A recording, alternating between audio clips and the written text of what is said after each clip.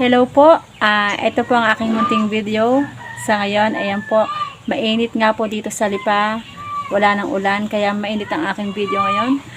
Bumulak po yung aking tubig sa takore. Gamit lang po yung ginawa kong improvised na lutuan kasi po ang mahal-mahal na ng gas, tangke ng gasol, so yung karga, so kailangan natin magtipid, oh. Diba? Ngayon naman po ay wais na video ang aking ituturo sa inyo. Di ka po ngayon ay napakamahal na ng gasol na sinasabi yung mga tangke, di po ba? So mahal na po ang bigas. Kailangan nating magtipid lalo sa panahon ngayon. Kumbaga kailangan nating maghigpit ng sinturon. So ngayon tuturuan ko kayo ng mas effective na paraan ng pagluluto. Atin pong kakailanganin ang isang lata, walang laman. Siyempre dapat po ay malinis. Yan. 2 pong kandila. At ang ating pong ginupit na karton. Ang una po natin gagawin, unlike dito pong ating karton, ay atin pong i-roll. O, diba? Social i-roll. Hindi na po ako Batanggenyo, kundi i-roll. Di po ba? So, roll. Yan. And then, ilalagay po natin dito sa ating empty. Yan. Yan.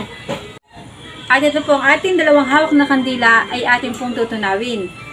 At pagkatapos na matunaw, ay ilalagay po natin dito sa ating lata na mayroong karton.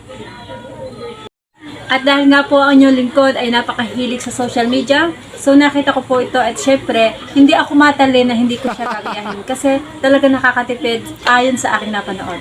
Tara, gagawin natin. Ngayon nga po natin na siyang iinit sa ating gasol. Ang ating 2 kandila.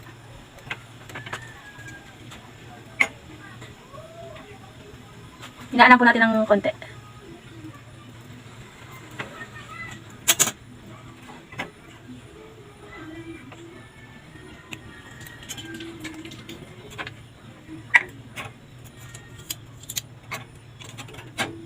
Mag-ingat po dahil nakakapasok.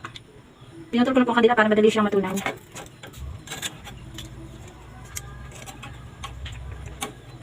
Ito pa hanggang sa matunaw lang siya. And ilalagay po natin dito sa ating isang lata na mayroong karton. So yun nga po, ito na siyang nagme-melt. Nawawala na po yung na kandila niya. Yan o. Yan, nagiging tubig-tubig na po siya.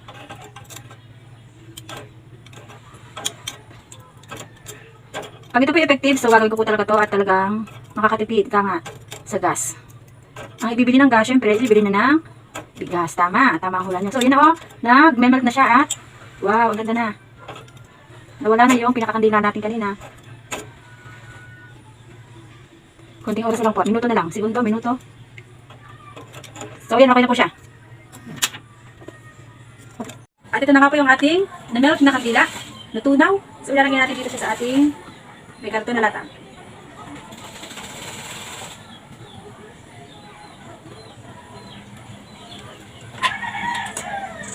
Nalagay po natin siya ng parang pinakasindihan natin.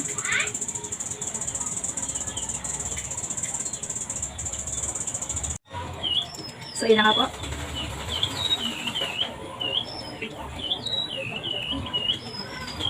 Ngayon po ay kukuha tayo ng try natin sa tubig kung siya ikukulo.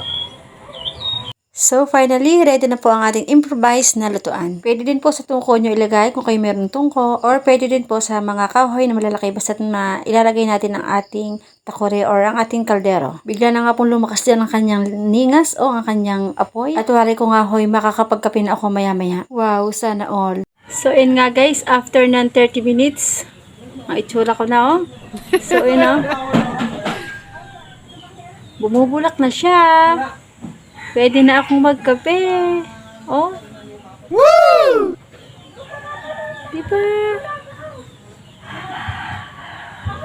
So, yun nga guys, finally makakapagkape na ako. Galit ka, girl. And yes, successful ang ating improvised na lutuan. Again, thank you so much sa panonood. God bless us all. Thank you!